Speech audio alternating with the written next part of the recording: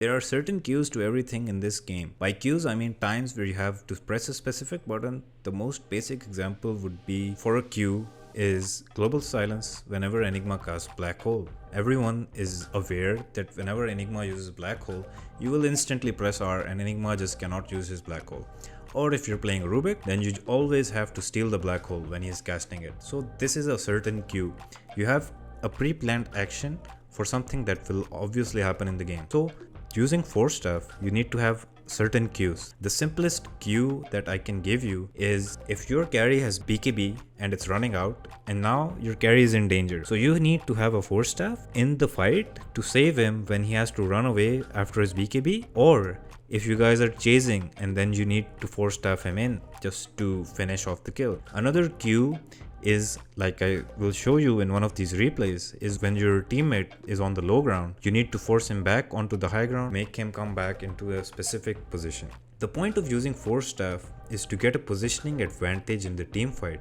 Now normally if you'd make a formation of 5 heroes versus 5, you would want your tankiest hero to be in front and your supports in the back. Like you might have played games, Warcraft or some game like this, where you'd want your ranged units to be behind and your melee units to be in front to guard these ranged units. And these ranged units have a really important thing that they do in these fights. They either provide you a lot of damage or they are there to heal or to provide some sort of sustain for your unit. I'm talking about how this concept also applies in Dota, where you have to wait and use your buttons properly by first being in a really good position. So positioning is the main thing in team fights, and I'll show you why Team Spirit is the best team at setting up these fights. Through these small positioning tools, they will send their own heroes to bait a team fight to expose enemy heroes that are in the backline. Now, be aware that if the enemy shows their backline to you where they are in a bad position, you would like to jump them and you would kill them first. You don't want to go on the tankiest hero first.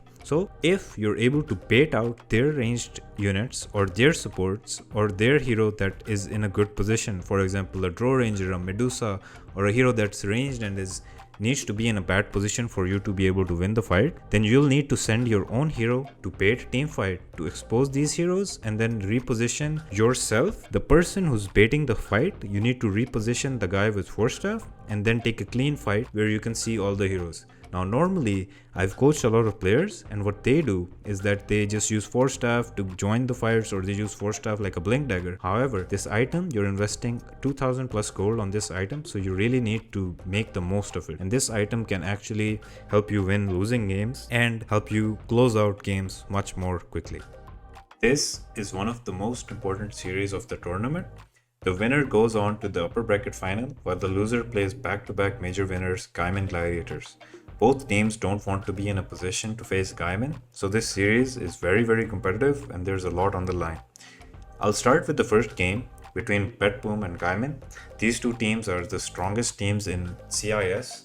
They've had a really competitive series against each other throughout. Either Team Spirit wins 2-1 or BetBoom wins 2-0. They really have a great game. They have a very competitive series. So let's start with this game. You'll see glimpses of really good plays. Collapse, Mira, Miposhka. And from the state of the graphs, you can see the graph is dipping down towards BetBoom. They were in a very big winning position. They had more than 10,000 net worth advantage.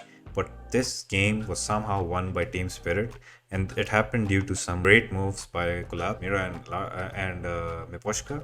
So let's watch this game. BetBoom have just taken the Aegis and they're gonna push high ground.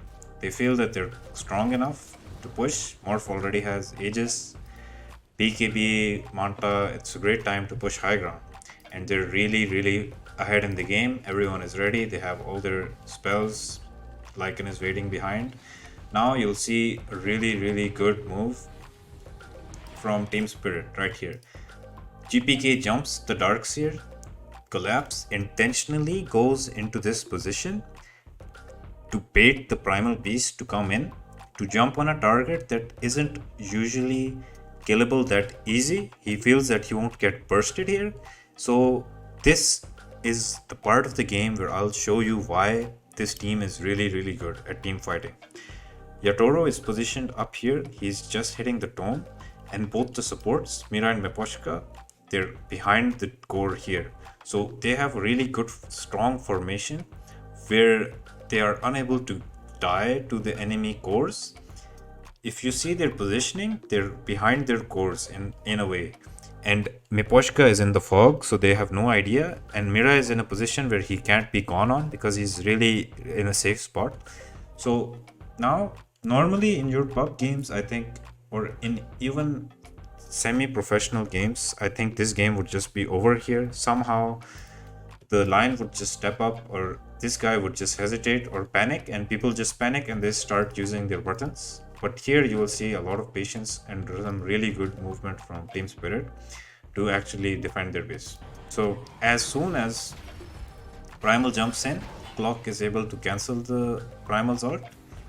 They use one Force Staff out of the two. This is where Force Staff comes handy. They reposition the Darkseer, so Darkseer can use his spells after the BKB runs out on the cores of Team BetBoom. Now, Miposhka needs to get out. Now the enemy team, because of this small play where they baited the enemy, now they have to run because their BKBs have run out. Team Spirit are in a good position to fight simply because they have spells that they can cast and the enemy has running out of BKBs. Now you'll see how they approach this fight. They hit the techies with the stun because techies is out of position. I've already told you about the positioning, why it matters. You always have to be behind the core. So this guy is out of position, he gets stunned and they will try to kill him. BetBoom being a good team, they also use their Force Staff, but it's really close. Like he almost died. Just one more hit. So both teams are trying their best. But here you see another play where they bait in this Morphling with the Force Staff. Mira has this Force Staff. Miposhka uses his Force Staff to save this guy. When he was on the low ground, he was on a bad position as Wind Ranger. But this Force Staff is helping them come back to the high ground. So if you notice, Team Spirit's positioning throughout has been really strong. Mira has just been behind the cores. Clock has been somewhere in front of the Draw Ranger. So their positioning is really strong in these fights. It's really hard to fight into these players. Now, you'll see how they approach this. Morph cannot fight anymore. He has no HP. They do have Aegis, but they no longer have their spells or their BKBs to fight. Primal has no ult. This guy has used Morph, but he has no HP. He can't really run into the fight anymore. He does no damage. So Collapse runs in. He gets a really good whack ball and they secure this fight. They get one kill. Now, normally if you play a game like this in your pubs or even in your own teams, it will feel really hard to play when you're this behind. Like 10,000 behind is a really hard thing to get back from. But just by using these Force Staffs, they used their Force Staffs twice in this fight. Once they used their Force Staff to bring back the Darkseer, and the second Force Staff they used on Wind Ranger to help her get back on the high ground. So these small usages, perfect usages of buttons really helps them a lot. And now they're gonna chase this guy. Look at how they use their Force Staffs to reach this hero. They have two Force Staffs. They use Surge on Mira. Mira blinks in. He can't make it. They use two Force Staffs on Lion just to catch this morph. So you see how from a really losing position, they bait in these players and then they take such a good fight. This is how Team Spirit is winning most of their games. It's not really because of the laning. It's not anything else. It's just that it's really hard to fight into this team. They have a really good positioning and they are just simply one of the best players on every role. This is game number 3, the deciding game. Team Spirit are behind by 35k. Their two heroes are dead. Axe has just blinked in and this looks like a really rough fight for Team Spirit. However, this guy has blinked in just 8 seconds off his BKB. And this is like a really small thing, which Mira just punishes. He instantly hexes the axe. And now, suddenly, this fight is looking really good. Why is this fight good? is because simply the positioning of these heroes is now the same as the one clip where I showed you before. This lion is far away from the enemy team. He's just used his force staff to reposition himself behind his own cores, and he's in a really good spot to just constantly use his spells. As a support, it's your job in your games to have this sort of distance from the enemy. I've seen so many support players, because I've coached so many, that they are actually hitting enemy heroes in team fights. Like, it's not your job to attack enemies. It's your job to be the hero that's really hard to kill. Here, Pure thought that this is a really good play because Lion was showing and Lion was in a bad position, but Lion was really quick with the hex and he baited the X, which is really good play from Mira. He did not precast the hex. He just he was really fast on the hex. It's a hard play to make, but he did it. And just this small play of free positioning and baiting the enemy helps Team Spirit set up such great fights. So the axe blinks in. They get a really good chrono. Undying saves the axe with his tome. Now Ember feels that this lion or this beastmaster is in a bad position. Lion uses glimmer on himself just so he can stay alive to actually protect this guy. So now Ember feels this kill is already over, but here we go. Another 4 staff.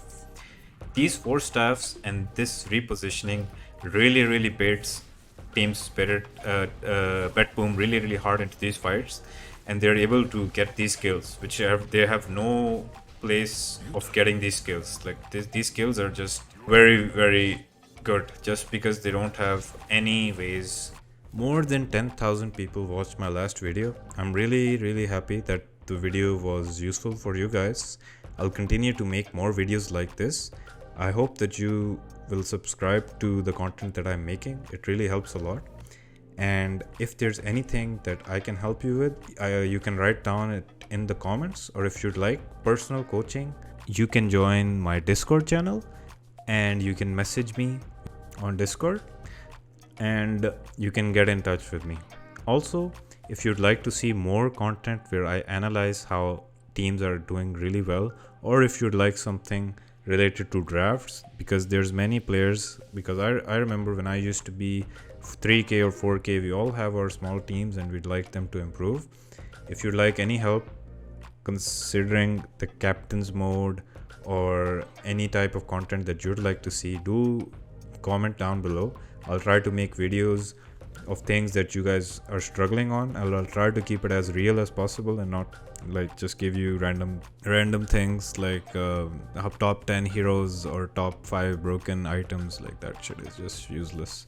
Just keep on working on your concepts, keep working on these basic things, how to use your items, how to last hit creeps and all of these things, and you'll improve. And this game has a really fun learning experience and you'll have a lot of fun.